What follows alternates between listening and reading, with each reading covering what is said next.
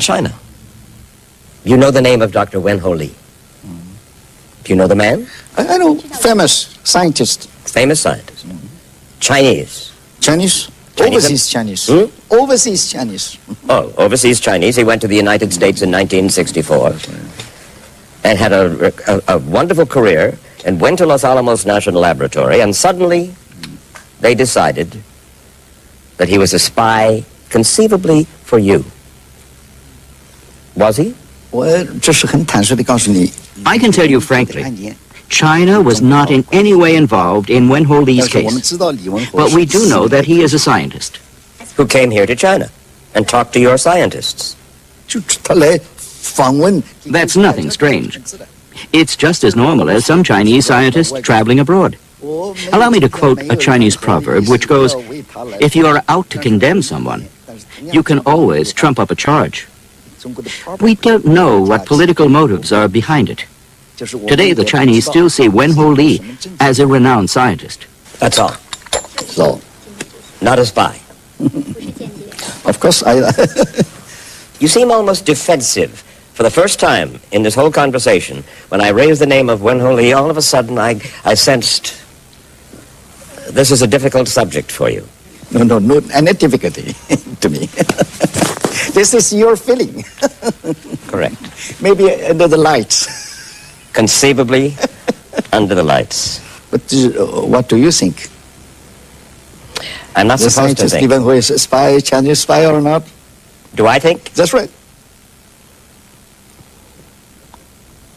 You were considered carefully. I am considering very carefully. You've stopped me. No. First time I discovered you faced the difficulty to answer this question. Yes, that's true. That's true. I probably shouldn't answer. If there was ever a time to change the subject, this was it.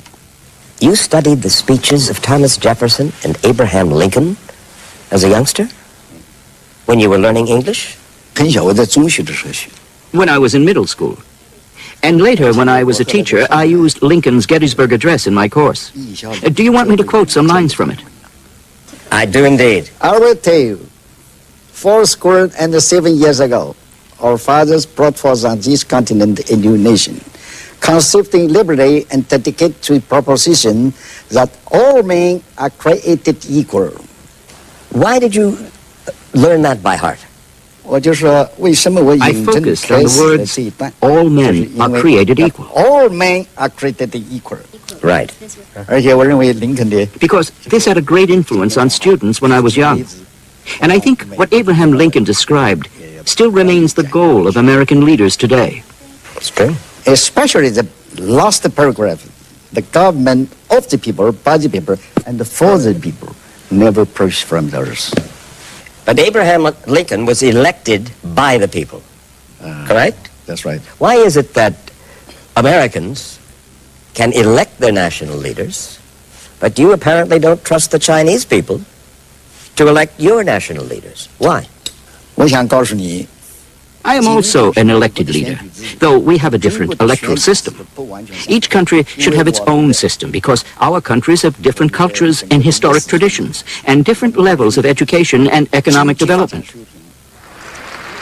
Zhang was chosen by the top leaders of the Communist Party.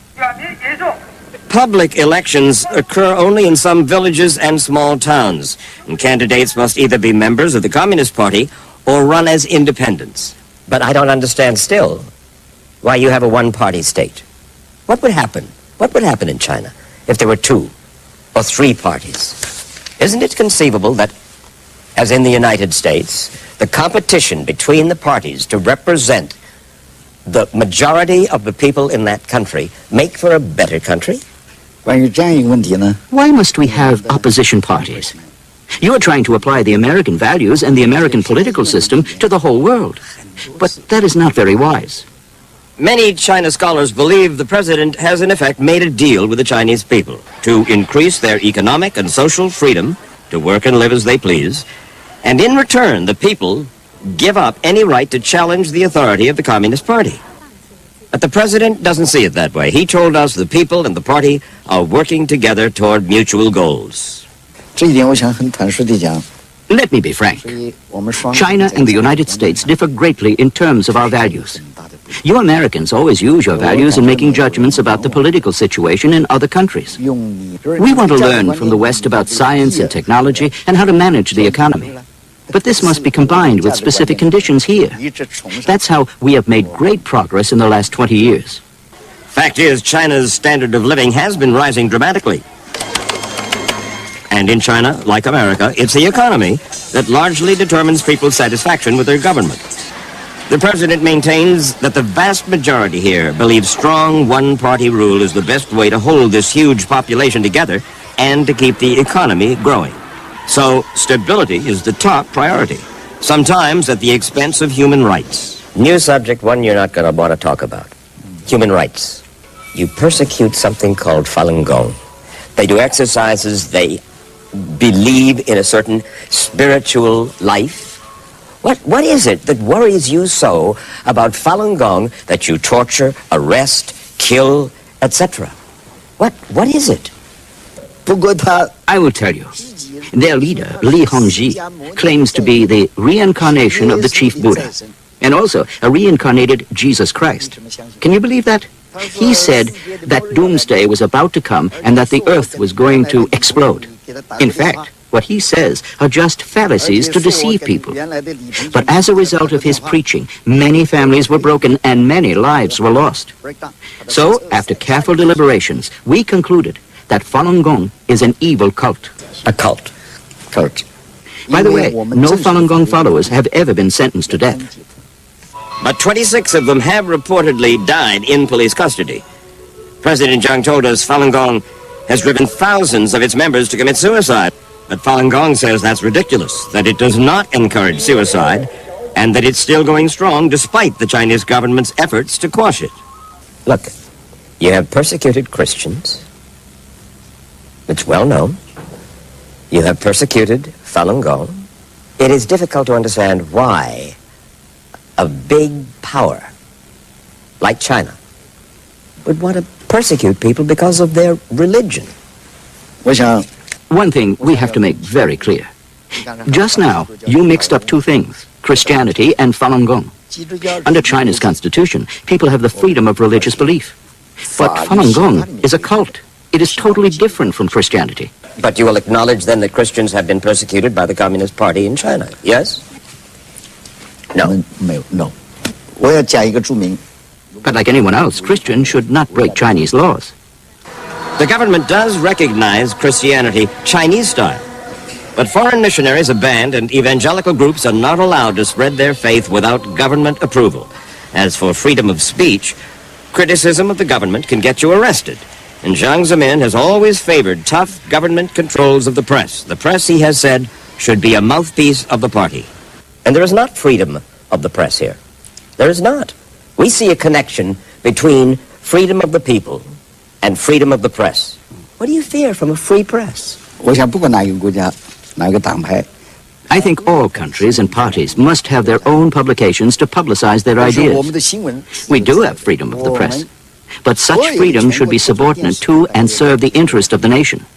How can you allow such freedom to damage the national interests? You have blocked internet sites here in China. The BBC, the Washington Post. Why? Why block an internet site?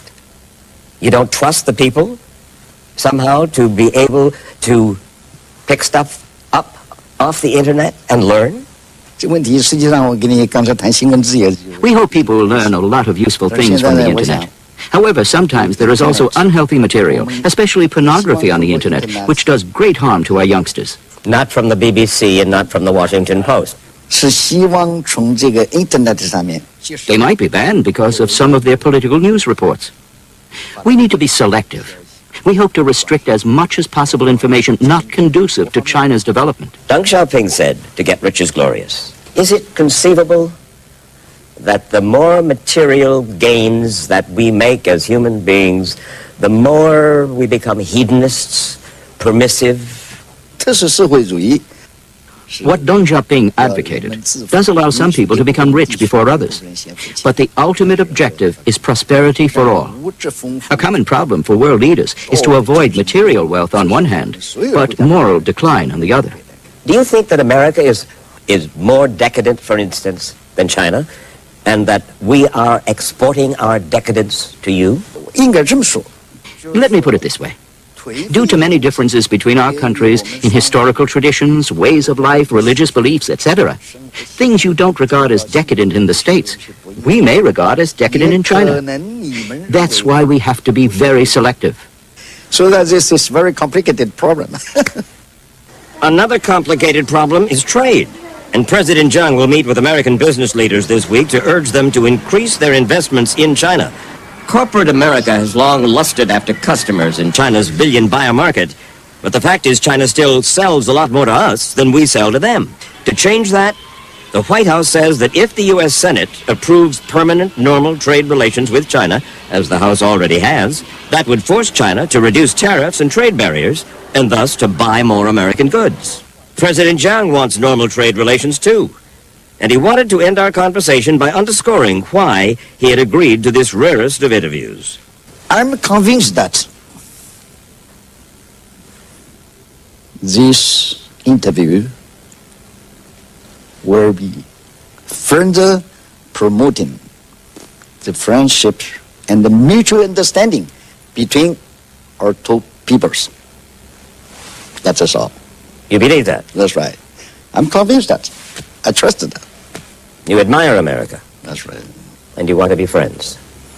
I want to promote the mutual understanding between two peoples.